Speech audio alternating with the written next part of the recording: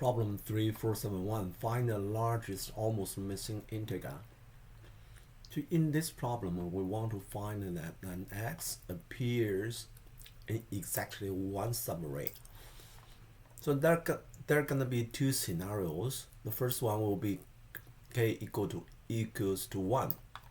In this case, the maximum number in this array will be the answer, since the length of all the subarray will be 1, and whatever inside that subarray will appear exactly once.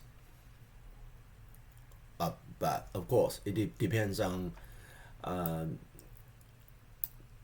the frequency which we will count the number in this array.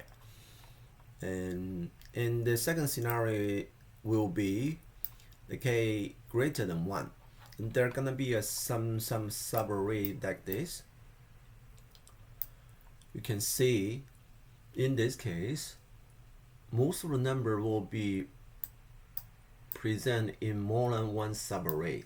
Then obviously that won't be an answer except the first one and second one. That's why we can just we can focus on the first elements and the last elements in the array only.